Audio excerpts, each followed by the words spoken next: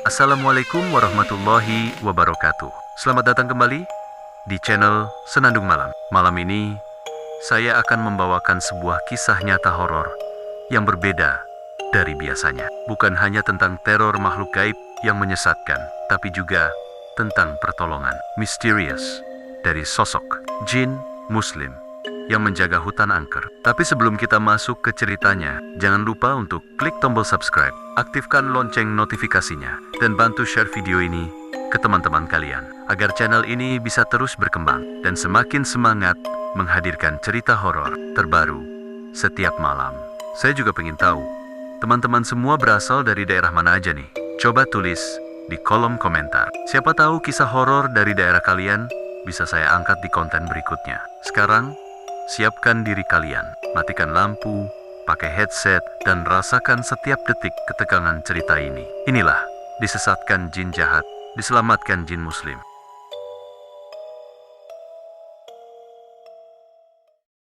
Malam itu, sekitar jam 11 lewat sedikit, suasana jalanan sudah benar-benar sepi. Nama tokoh kita, Fajar, seorang pemuda biasa yang baru saja pulang dari rumah temannya di desa sebelah. Motor bebek tuanya berjalan pelan, hanya ditemani cahaya lampu depan yang redup. Udara malam terasa dingin, ditambah suara jangkrik dan sesekali lolongan anjing dari kejauhan. Sebenarnya, Fajar sudah sering lewat jalur itu, tapi kali ini agak berbeda. Entah kenapa, bulu kuduknya meremang. Sejak masuk jalan setapak menuju hutan kecil yang menghubungkan dua desa. Orang-orang sering menyebutnya hutan angker Kalimukti. Katanya, di sana sering terjadi kejadian aneh mulai dari orang yang tiba-tiba tersesat, suara misterius, sampai penampakan makhluk gaib yang menakutkan. Fajar sebenarnya tak terlalu percaya begituan. Paling cuma sugesti aja, pikirnya. Tapi malam itu, entah kenapa, rasa merindingnya tak bisa ia abaikan. Baru beberapa meter masuk ke jalur hutan, motor yang ia kendarai tiba-tiba tersendat-sendat. Aduh, jangan mogok di sini deh.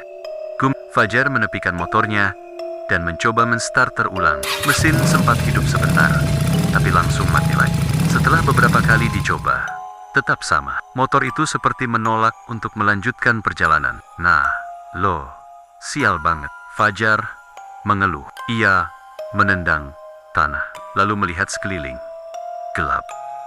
Hanya ada cahaya lampu jalan yang sangat redup. Jaraknya pun cukup jauh. Saat itulah, Fajar merasa ada sesuatu yang aneh. Di balik suara jangkrik, ia mendengar suara lain pelan. Samar, tapi jelas. Seperti langkah kaki, mengikuti ritme napasnya. Fajar berhenti menstarter motor, menajamkan telinganya. Langkah itu terdengar di belakang.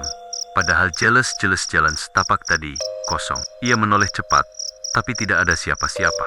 Hanya gelap, pepohonan, dan bayangan batang kayu yang menari tertiup angin. Paling cuma suara binatang. Batinnya mencoba menenangkan diri. Ia kembali menunduk ke motor. Tapi beberapa detik kemudian, suara itu muncul lagi. Lebih dekat, bulu kuduknya semakin berdiri. Ia menoleh lagi.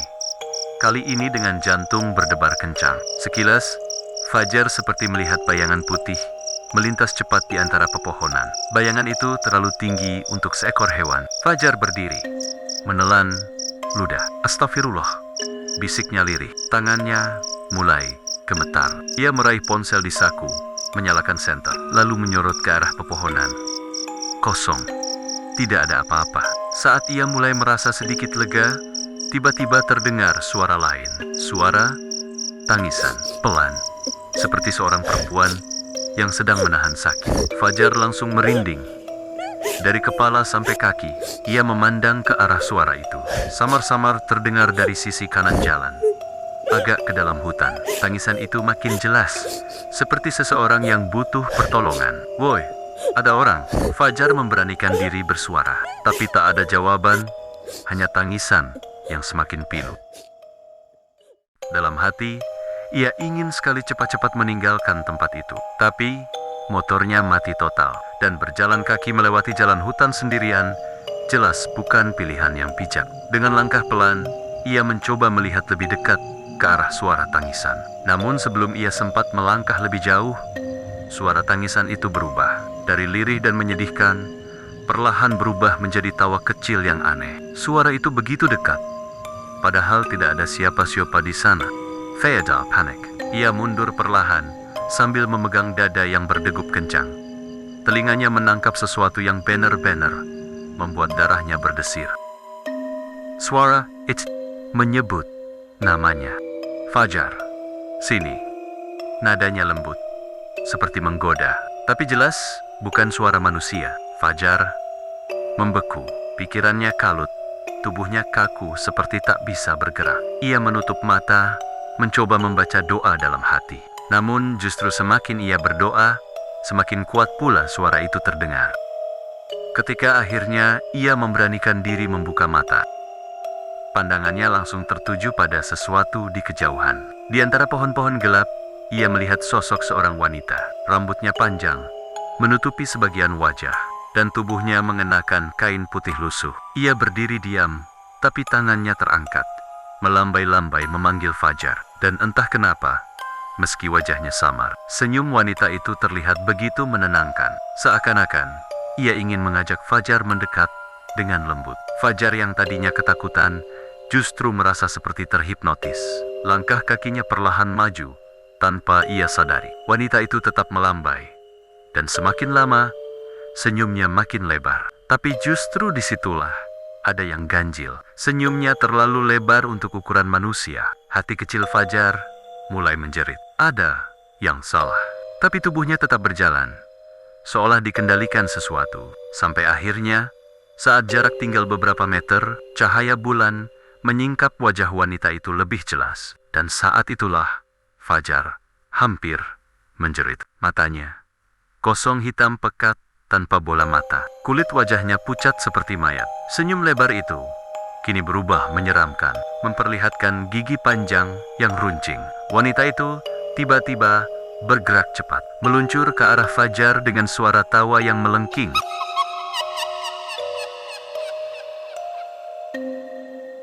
Wanita berwajah pucat itu meluncur dengan kecepatan tak masuk akal. Rambutnya terurai ke segala arah, matanya kosong pekat, dan mulutnya ternganga hingga hampir mencapai telinga. Fajar ingin lari, tapi kakinya seperti dipaku ke tanah.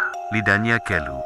Hanya suara batinnya yang berteriak, "Ya Allah, tolong aku." Saat jarak tinggal sejengkal, tiba-tiba sosok itu berhenti mendadak. Hanya beberapa sentimeter dari wajah Fajar. Nafas dingin terasa menusuk kulitnya, dan bau anyir darah bercampur tanah basah memenuhi udara. Perlahan, wanita itu membuka mulutnya lebih lebar, seperti hendak menelan wajah Fajar.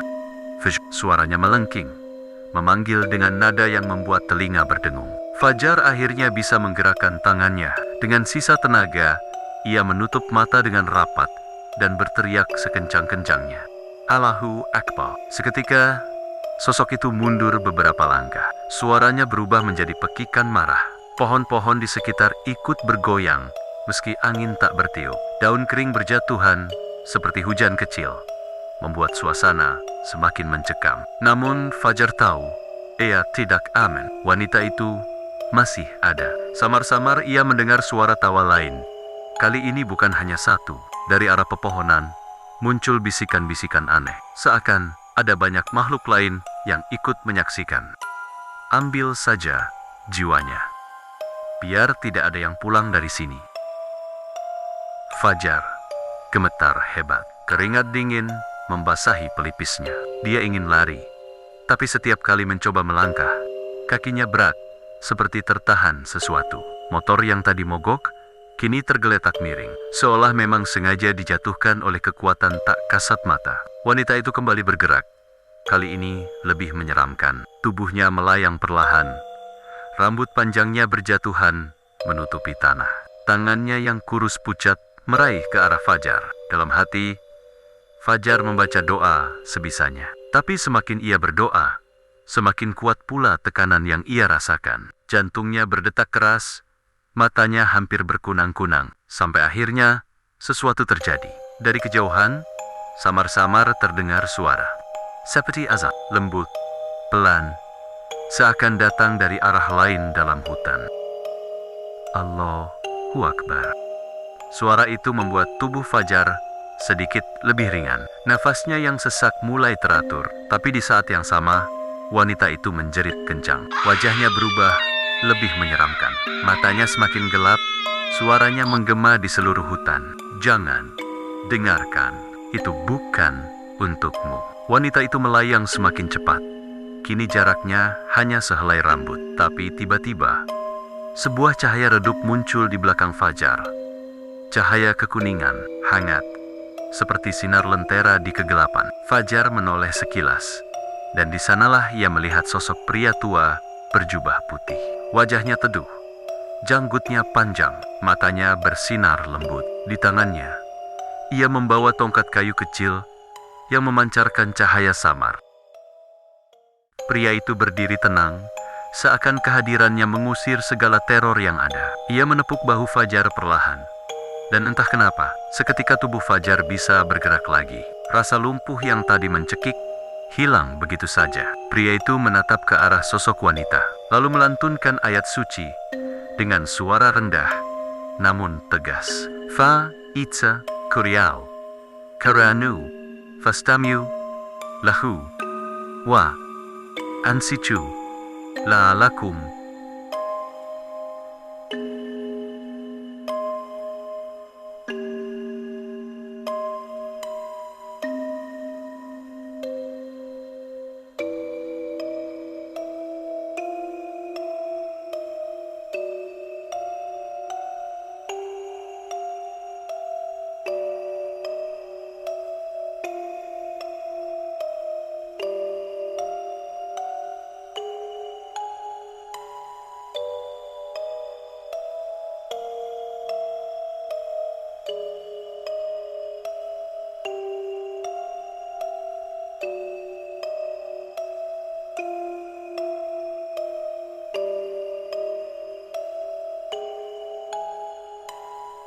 Begitu ayat itu terdengar, wanita menyeramkan itu menjerit lebih keras.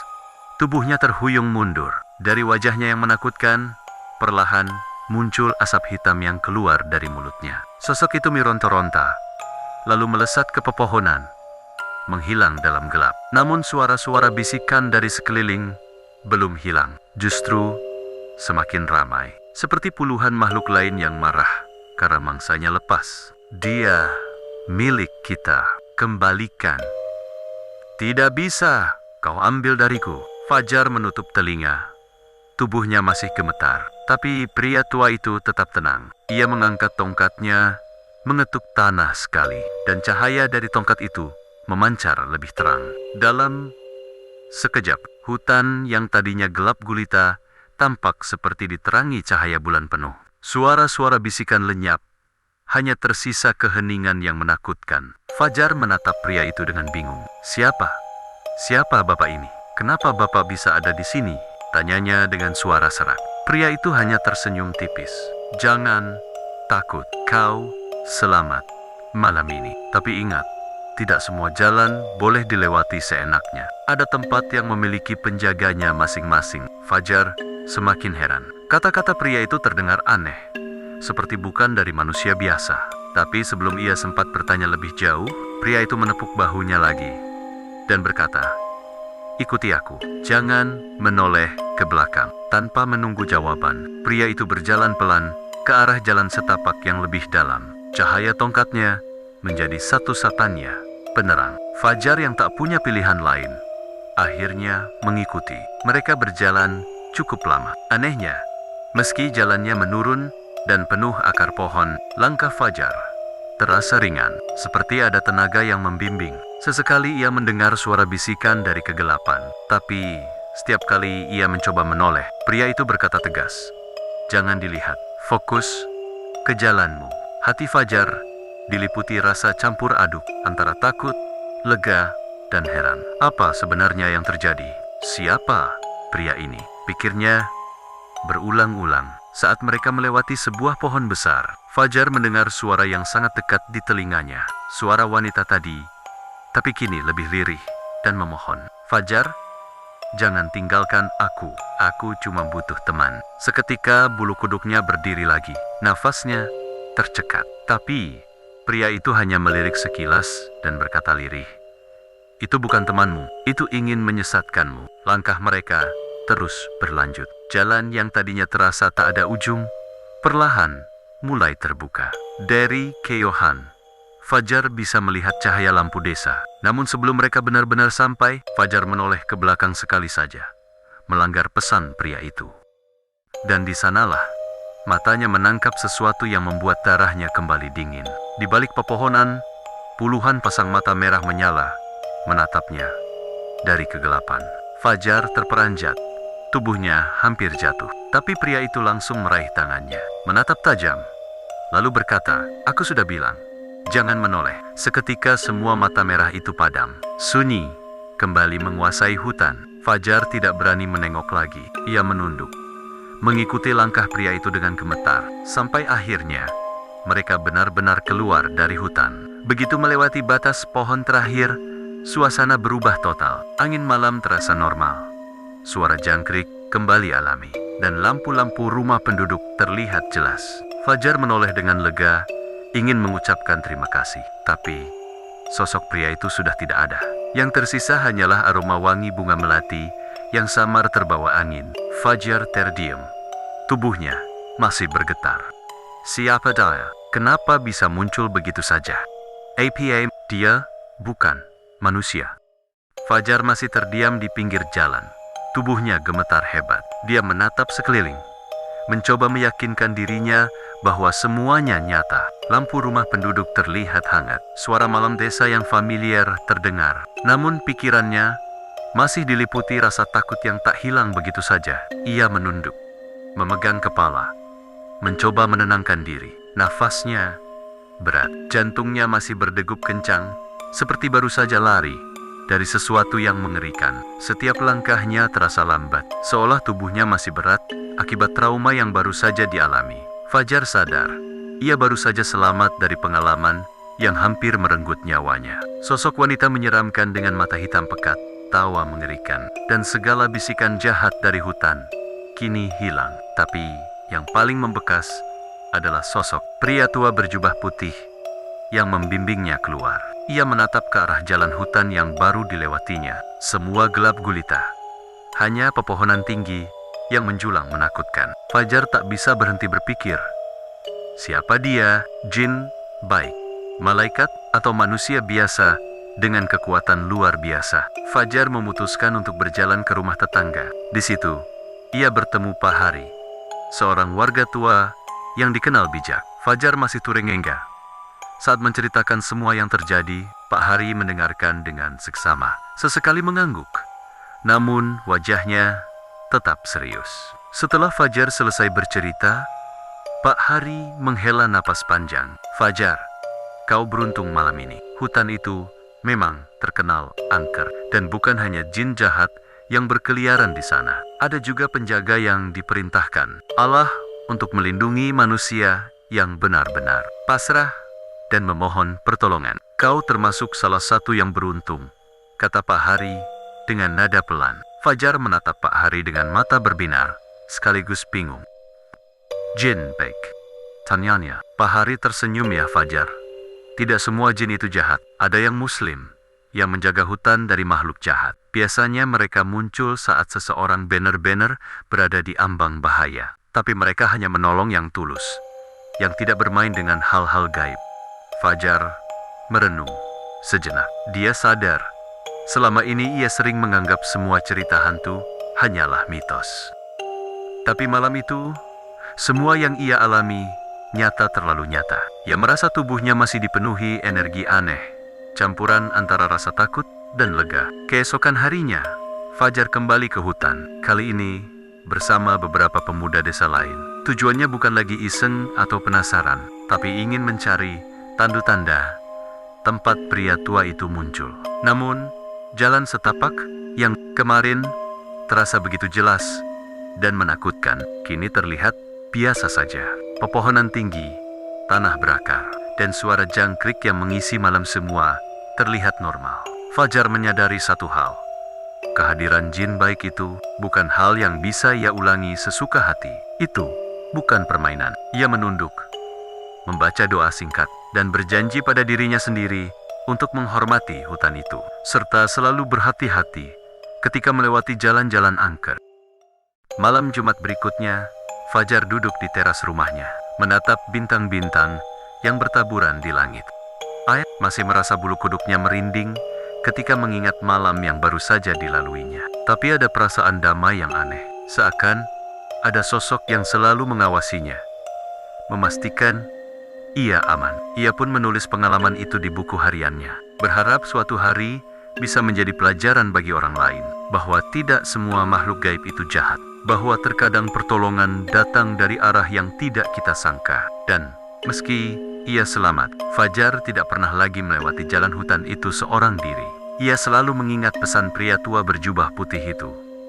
Jangan menoleh ke belakang, jangan main-main dengan gaib, dan selalu pasrah kepada Allah. Sejak malam itu, cerita tentang hutan angker di desanya berubah sedikit. Tidak hanya terkenal karena terornya, tapi juga dikenal sebagai tempat yang dijaga oleh sosok jin, baik makhluk gaib yang hanya muncul bagi mereka yang benar-benar tulus dan membutuhkan pertolongan. Fajar pun sering menceritakan pengalaman ini kepada teman-temannya, bukan untuk menakut-nakuti, tapi sebagai pengingat bahwa dalam kegelapan dan teror selalu ada cahaya yang menunggu untuk menolong mereka yang pasrah dan berdoa dengan sungguh-sungguh. Dan untuk kalian, teman-teman yang menonton cerita ini, ingatlah selalu untuk berhati-hati, hormati alam, dan jangan meremehkan kekuatan doa, karena terkadang pertolongan datang dari arah yang tak terduga dan bisa jadi menyelamatkan hidup kita. Terima kasih sudah menonton sampai akhir cerita.